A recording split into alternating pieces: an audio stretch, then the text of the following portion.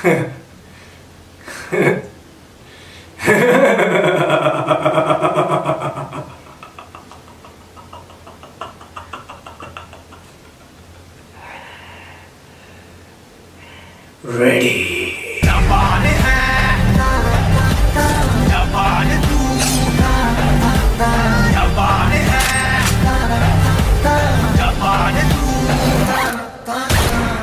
दोस्तों, मेहरबानों, कदरदानों, क्या हाल है। आज जो मैं बात करने वाला हूँ वो ये है कि ऑब्वियसली पहले तो हम लोग फाइनल में पहुँच गए। इधर आइए, ये मिठाई भी बांट दीजिए, खुशी का मौका। एंड बहुत से लोग पूछ रहे हैं कि कब है फाइनल, कब है फाइनल। होली कब है, कब है होली, कब? तो फाइनल जो है वो 30 तारीख को है, 30 सितंबर, पाकिस्तान और इंडिया का सैफ अंडर 19 का फाइनल है, जो कि 4:45 पे होगा ये फाइनल। एंड ये लोग आप देख सकते हैं उसी घटिया स्ट्रीम पे, जिस घटिया स्ट्रीम पे मैंने देखा था, क्योंकि कल इंडिया और नेपाल का भी मैच मैंने कवर किया था, पाकिस्तान का भी कवर किया था, तो वो जो स्ट्रीम थी वो बढ़ गई थी, तो उसके साथ मुझे नहीं पता कि क्या क्या मसले होते हैं। But Pakistan against all odds पहुंच चुका है। ये 12 सालों में मेरे ख्याल से पहली बार है कि एक तो हम सैफ अंडर 19 खेल रहे थे और 5 साल के बाद ये टीम असेंबल हुई थी, और 12 साल में मेरे ख्याल से पहली बार ये कि हम फाइनल में पहुंच गए सैफ अंडर 19 के।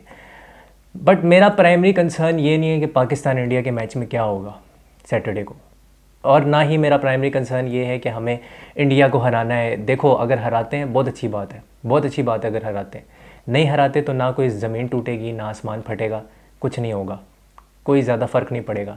लेकिन मेरा प्राइमरी कंसर्न ये है कि ये जो बच्चे हैं इनको इनके पैसे कब मिलेंगे।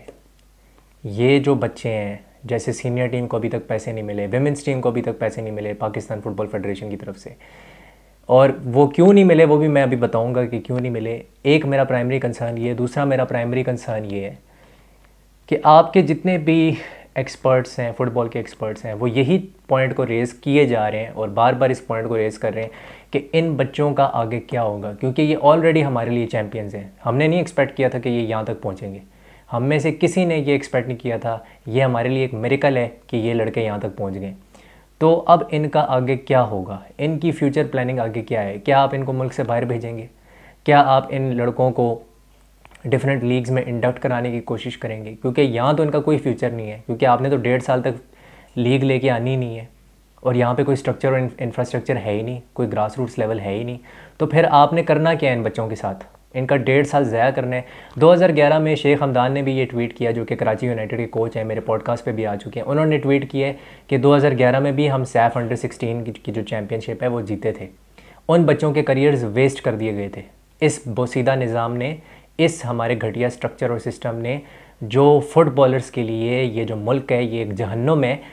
इस मुल्क ने उनके करियर्स को वेस्ट कर दिया था, क्योंकि कभी हमारे ऊपर सस्पेंशन लग जाती थी, कभी हमारे ऊपर बैन लग जाता था, क्योंकि हमारे पॉलिटिशियंस की लड़ाइयाँ ही ख़त्म नहीं होती थी PFF के अंदर। तो आगे इनका करना क्या है आपने? ज़ीशान शफ़ी ने भी यही सवाल पूछा है, मैं भी आपसे यही सवाल पूछता हूँ, आपने इन आगे लड़कों का करना क्या है? भाड़ में जाए इंडिया पाकिस्तान में क्या होगा सैटरडे को? मुझे ये बताओ कि इनका आगे 5 साल का और 10 साल का आपका प्लान क्या है। हर जो फुटबॉल फ़ैन है, जो 10 साल से पाकिस्तान फ़ुटबॉल को देख रहा है, वो ये जानता है कि इन बच्चों के भी करियर्स खुदा न खास्ता उस तरह वेस्ट हो सकते हैं जिस तरह उन बच्चों के हुए थे जो 2011 में अंडर 16 चैम्पियनशिप जीते थे सैफ की, और मेरे ख्याल से हमने इंडिया को भी हराया था उसमें। तो आप ये बता दें कि आपका मैकेनिज़्म क्या है, आपकी फ़्यूचर प्लानिंग क्या है, प्लानिंग है भी कि नहीं है, या आपने इन बच्चों के भी उसी तरह करियर्स वेस्ट करने हैं जैसे आपने उन बच्चों के किए थे। तो इसके ऊपर क्लैरिटी होनी चाहिए। अब मैं आता हूँ उमैद वसीम के आर्टिकल पे कि क्यों फीफा जो है, जो पाकिस्तान फुटबॉल फेडरेशन को फंडिंग नहीं दे रही। क्यों नहीं दे रही फीफा फंडिंग? क्योंकि आपकी जो PFF है उसने अभी तक ऑडिट ही नहीं करवाया। अप्रैल से ऑडिट मांग रही है फीफा, अप्रैल से, ठीक है। आपकी जो PFF है उसने अभी तक ऑडिट नहीं करवाया। ये ऑडिट जून जुलाई तक मैक्सिमम हो जाना चाहिए था, लेकिन नहीं हुआ, अभी तक नहीं हुआ। आगे सीन ये है कि जो फीफा है उन्होंने अलग से अपने प्राइवेट ऑडिटर्स भेजें कि वो PFF के अंदर ऑडिट करवाएं। पिछले जितने भी बैंक अकाउंट्स थे जिसमें फ़ीफ़ा जो थी वो फंडिंग भेजा करती थी, जो रिस्ट्रिक्टेड फंडिंग भेजा करती थी, वो सारे जो थे वो जैम हो गए थे, ठीक है, वो सारे बंद करवा दिए गए थे, फ्रीज़ करवा दिए गए थे। क्यों? क्योंकि अशफाक हुसैन शाह ने उन अकाउंट्स को खोला था जब उसने कब्ज़ा किया था पाकिस्तान फ़ुटबॉल फेडरेशन के ऊपर। तो फिर फ़ीफ़ा ने एक शर्त पे हमारे ऊपर से बैन लिफ्ट किया था कि वो जो अकाउंट्स जो अशफाक हुसैन शाह ने खोले हैं उनको आपने जो है पहले तो फ्रीज़ करवाना है, उसके बाद आपने नए अकाउंट्स खोलने हैं और अब नए अकाउंट्स के अंदर वो चीज़ें आएंगी जो भी फंडिंग आएगी, जितनी भी आएगी, तो वो जो रिस्ट्रिक्टेड फंडिंग है वो उसके अंदर आनी है। अभी वो जो अकाउंट्स हैं वो बिल्कुल खाली हैं, ठीक है, उसमें कुछ है ही नहीं। तो फीफा ने अभी तक फ़ंड रिलीज़ इसलिए नहीं किया क्योंकि आपने ऑडिट ही नहीं कराया। यहाँ पे भी पीएफएफ की नालायकी है कि अप्रैल से आपसे ऑडिट मांगा जा रहा है, आपको कहा जा रहा है कि आप ऑडिट दे दें, आपसे दिया ही नहीं जा रहा ऑडिट, आप ऑडिट करवा ही नहीं सक रहे। फिर फीफा ने मजबूरन आके आपको प्राइवेट ऑडिटर्स दिए हैं ताकि आप ऑडिट करवा दें, खुदा का वास्ता है जी आप ऑडिट करा दें। वो भी उन्होंने आपको दिए हैं क्योंकि आपसे तो हो ही नहीं रहा था। आपके पास इतने काबिल ऑडिटर्स होते तो फिर ये मुल्क तो पता नहीं कहाँ से कहाँ पहुँच जाता। तो बात ये है कि शायद खोकर साहब ने भी कहा है कि हमें जो है फंडिंग कम मिल रही है और सिर्फ जो फुटबॉल क्लब्स की स्क्रूटनी है जो इलेक्शंस करवाने के लिए इंपॉर्टेंट होता है, फुटबॉल स्क्रूटनी जो है अगर आप नहीं करवाओगे तो इलेक्शंस तो हो ही नहीं सकते पीएफएफ के, तो उसके लिए फीफा फंडिंग दे रही है। बाकी किसी चीज़ के लिए फीफा फंडिंग नहीं दे रही क्योंकि वो कह रही है कि तुम ऑडिट करवाओ, पीएफएफ वालों, एनसी वालों ऑडिट करवाओ। तो ऑडिट नहीं करवाओगे आपको फंडिंग नहीं मिलेगी, फंडिंग रिलीज़ किसी सूरत नहीं होगी। तो ये अभी तक सारी सूरत हाल है और एनसी जो है उसकी ज़िम्मेदारी है कि वो जल्द से जल्द ऑडिट करवाएं। अगर ऑडिट आप नहीं करवाएंगे यही होता रहना है कि हमारे जो प्लेयर्स हैं वो भूखे मरते रहेंगे, उनको कोई पैसे नहीं मिलने वाले, चाहे वो जिस एज ग्रुप के भी हैं उनको पैसे अभी तक रिलीज़ नहीं किए गए हैं। और यही मैं भौंक भौंक के मर गया हूँ कि कब पैसे दोगे तुम, कब तुम ऑडिट करवाओगे। तो ये सवाल मैं उठाता रहूँगा क्योंकि ये हमारे प्लेयर्स का हक़ है, ये मेरे लिए प्राइमरी कंसर्न है। इंडिया को हराना नहीं हराना वो एक अलग चीज़ है, आप अपने अंदरूनी मामलात को कब ठीक करेंगे, किस जन्म में और किस सदी में हमें ये पता चलेगा कि पाकिस्तान में भी एक फ़ुटबॉल का इकोसिस्टम बन गया, पाकिस्तान में भी इंस्टीट्यूशंस बन गए। ऑन द माइक ने भी यही सवाल उठाया, कब पता लगेगा, कब ये होगा हमारे मुल्क में कि हमारे मुल्क में फ़ुटबॉल इंस्टीट्यूशंस बनेंगे, हमारे मुल्क में फ़ुटबॉल के इकोसिस्टम बनेंगे। ये किस सदी में करना है आपने? या अगर आपसे नहीं हो रहा तो एनसी बोल दीजिए हम इलेक्शंस करवा देते हैं, हमसे नहीं हो रहा। 446 क्लब्स की आपने स्क्रूटनी करवा दी ना फीफा फंडिंग से, आगे भी करवा दें। मार्च में आप टाइमली इलेक्शंस करवा दें अगर आपसे नहीं हो रही चीज़ें, आपसे चीज़ें नहीं हैंडल हो रही। और ये साफ नज़र आ रहा है क्योंकि आपका तो कोच ही नहीं पता, सीनियर टीम का भी कोच कौन है, आपका यही नहीं पता कि बैकरूम स्टाफ में कौन है, कौन कैम्बोडिया के खिलाफ बैकरूम स्टाफ में होगा, अभी तक आपने अनाउंस नहीं किया। ये जो 23 मैन स्क्वाड है, you haven't announced the 23 man squad yet. Cambodia ने वहाँ पे टिकटें बेचना शुरू कर दी हैं, अपना जो उनका होम ग्राउंड है ना उधर उन्होंने टिकटें बेचना शुरू कर दी हैं। वो एडवर्टीजमेंट कर रहे हैं पाकिस्तान कैम्बोडिया की, उस मैच की वो एडवर्टीजमेंट कर रहे हैं। इधर कोई एडवर्टीजमेंट हो रही है? इधर तो यही नहीं पता कि इस्लामाबाद में मैच होना भी है कि नहीं होना, पता ही नहीं है, किसी को कुछ नहीं पता कि इस्लामाबाद में मैच होगा भी कि नहीं होगा। पीएफएफ ने कुछ बताया नहीं, पीएफएफ हमें कुछ बताएगा तो हम आपको बताएंगे ना आगे से। तो ये बहुत ही एक सीरियस जो है ना मामला चल रहे हैं और ऑडिट करवाना बहुत ज़्यादा ज़रूरी है, ऑडिट के बगैर कुछ नहीं हो पाएगा।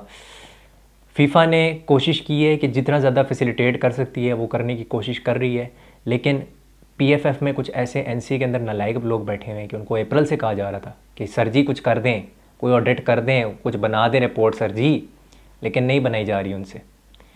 तो ये बड़े मामलात हैं। अगला चैलेंज ये है कि इस्लामाबाद में क्या ये नालायक एनसी जो है ये करवा सकेगी मैच। और पाकिस्तान स्पोर्ट्स बोर्ड को मैं ज़रा यहाँ पे थोड़ा मैं ज़रा आड़े हाथ में लेना चाहता हूँ। आप ट्वीट करते हैं स्क्वाश के ऊपर, आपने अभी स्क्वाश पे ट्वीट किया ना, आप कहते हैं जी हमारे जो मेडल्स हैं वो स्क्वाश की जो है ना टीम ने पहला मेडल जीता है। अब पहली बात तो ये कि स्क्वाश हमारे खून में है, हम हमेशा से स्क्वाश में बहुत अच्छा परफॉर्म करते आए हैं, चाहे हाशिम खान हो, जहांगीर खान हो, जानशेर खान हो, हमने इस तरह के लेजेंड्स प्रोड्यूस किए हैं हमारे मुल्क में। हमारे मुल्क में मुश्किल से हॉकी, स्क्वाश और यही तो है क्रिकेट, और उसमें से भी दो को आपने एक अबैंडन्ड चाइल्ड की तरह आपने उसको ट्रीट किया है, उन दो स्पोर्ट्स को। क्रिकेट तो आपका लाडला है ना, वो तो चलो आप पता ही है सबको, लेकिन आपने एक अबैंडन्ड चाइल्ड की तरह बाकियों को ट्रीट किया है। तो किस हक से आप ये ट्वीट्स करते हैं? आपने किया क्या आज तक इस मुल्क के लिए? आपसे ज़्यादा इस मुल्क के लिए कंट्रीब्यूशन अली एहसन और शाहरुख सुहेल का है। पाकिस्तान स्पोर्ट्स बोर्ड आपका कोई कंट्रीब्यूशन नहीं है इस मुल्क के लिए, ना ही आपने आज तक इस मुल्क के लिए कभी कुछ किया है। आपने सिर्फ थके हुए एनओसीज मांगे हैं, डॉक्यूमेंटेशंस मांगी हैं और अपने एथलीट्स को तंग किया है, टॉर्चर किया है उनको, ये आपने किया है। So just shut the fuck up and make the Jinnah stadium ready now. Make that Jinnah stadium ready and make sure कि हमारा मैच कैम्बोडिया के खिलाफ हो 17 अक्टूबर को इस्लामाबाद की सरहदों में। मुझे ये बकवासियात नहीं सुननी, ये ट्वीट नहीं सुननी मैंने आपकी कि तुम जाके डीजी जो खोसो है तुम्हारा, शोएब खोसो, उसको तुम जाके टैग करते हो। तुम उसको किस बेस पे टैग कर रहे हो? उसने किया क्या है तुम्हें गोल्ड मेडल दिलाने के लिए? एशियन गेम्स में एक गोल्ड मेडल तुम जीते हो, उस पर तुम अक्कड़ कर रहे हो। पाकिस्तान स्पोर्ट्स बोर्ड वालों, किस हक से तुम ये बकवास करते हो आके? किस हक से तुम क्रेडिट लेते हो और अप्रिसिएशन लेते हो? मुझे ये ज़रा बता दो। एक नंबर के थर्ड क्लास लोग अंदर बैठे हैं, अपनी अपनी जेबें भरते हैं, ये जितने ब्यूरोक्रेट्स हैं अपनी अपनी जेबें भरते हैं और दफ़ा हो जाते हैं फिर 4 साल के बाद, बल्कि कुछ तो 60-60 साल तक बैठे रहते हैं। तो ये चीज़ें हैं। बाकी जहाँ तक पाकिस्तान इंडिया का मैच है, I think Pakistan has the ability to defend really well, make the game very difficult for India.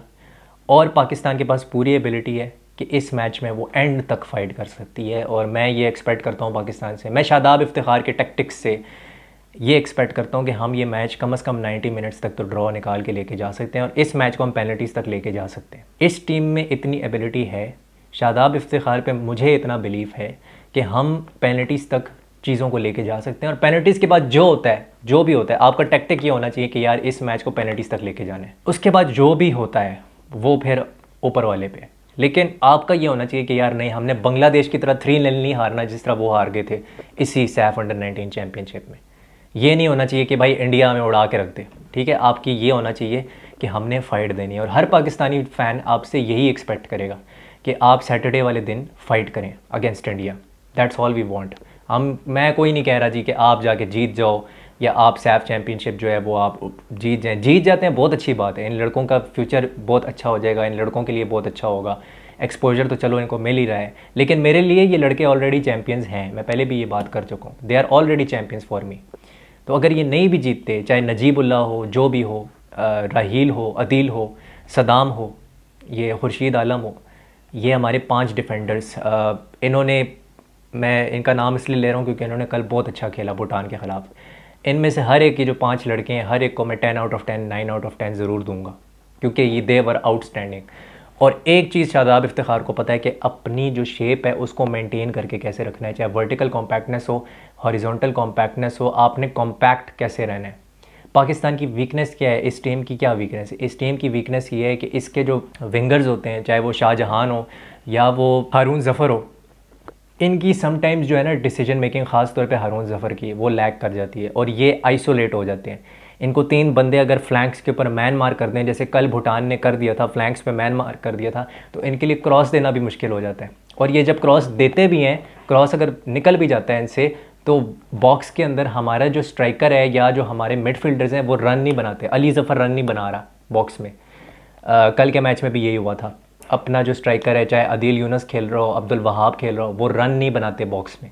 Box में 1 या 2 लड़का होता है, पीछे से कोई रन नहीं बना रहा, कि आज़ान नहीं रन बना रहा। तो वो रन्स चाहिए हमें, बॉक्स के अंदर बंदे होने चाहिए। जब आप क्रॉस कर रहे हो तो बॉक्स में कोई होना चाहिए, कोई लेट अराइवल हो, कुछ हो। बॉक्स में कुछ नहीं होता, इसलिए हम लोग गोल नहीं मार पा रहे। नेपाल के ख़िलाफ़ हमने 1 गोल मारा है, मालदीव्स के ख़िलाफ़ हमने 1 गोल मारा है। हमने टोटल अभी तक 2 गोल्स मारे हैं पूरे टूर्नामेंट में। इंडिया ने मेरे ख्याल से 5 या 6 गोल मार चुके हैं वो। तो बात इतनी सी है कि हमें अगर गोल स्कोरिंग करना है तो ठीक है, आप प्रैग्मेटिक अप्रोच रख रहे हो, इंडिया बड़ी टीम है, ठीक है, लेकिन ये इंडिया की बी टीम है। इस इंडिया की जो बी टीम है ना, ये इसमें कोई वो प्लेयर नहीं है जो स्पेन के टूर पे खेला था और जिसने रियल मैड्रिड से 3-3 ड्रॉ किया था और काफ़ी स्पेनिश टीम्स को हराया भी था उस टीम ने। जो बिबियानो फर्नांडिस के अंदर इंडिया अंडर 17 के जो लड़के थे ना, उसमें से कोई भी नहीं है इसके अंदर, वो सारे ISL में बिजी हैं। तो ये बी टीम है, इसको आप बिल्कुल हरा सकते हैं, आपके पास पूरी कैपेबिलिटी है। बात ये कि आपकी एग्जीक्यूशन अब क्या होती है, क्या आपके अंदर फ़ाइट करने का गुदा है, क्या शादाब इफ्तिखार पे हमें अब ट्रस्ट करना चाहिए कि हाँ वो बड़ी टीमों के ख़िलाफ़ भी फ़ाइट कर सकता है। I think we should trust him and for him I want him to win this final. मैं लिटरली चाहता हूँ कि वो ये फाइनल जीते ताकि हम भी कह सकें कि यार नहीं, अगर इंडिया के पास बिबियानो फर्नांडिस है, हमारे पास भी शादाब इफ्तिखार है। कंपैरिजन कोई नहीं है, कंपैरिजन किसी चीज़ का नहीं है। We just want a good fight. 5-4-1 आपका ऑफ द बॉल एक स्ट्रक्चर है, उसको आप मेंटेन करके रखें। 3-4-3 आपका ऑन द बॉल स्ट्रक्चर है, बैक 3 के साथ आप बिल्ड करते हो, वो आपका स्ट्रक्चर है। दो इंडिया के प्लेयर्स की मैं यहाँ तारीफ़ करना चाहूँगा। आई थॉट जो कल का मैच था नेपाल वाला, उसमें साहिल खुर्शीद बहुत अच्छा खेला, उसने गोल भी किया। आई थॉट उसका जो फर्स्ट टच था, जिस तरह से वो चेस्ट ले के उसने गोल किया लेफ़्ट फुट से, वो बहुत अच्छा था। दूसरा अर्जुन सिंह ने मुझे बहुत ज़्यादा, वो भी मेरे ख्याल से नॉर्थ ईस्ट का ही प्लेयर है, तो अर्जुन सिंह जो है उसने भी मुझे बहुत ज़्यादा इम्प्रेस किया। आई थॉट कि कभी कभी ये होता था कि वो थोड़ा सा ओवर कमिट कर जाता था बच्चा, लेकिन ये था कि उसका पास क्लैरिटी थी कि जो पास करना है ना मैंने किस डायरेक्शन में करना है। लिंक अप प्ले बहुत अच्छा है उसका। फाइनल थर्ड में ही इज़ क्वाइट लीथल।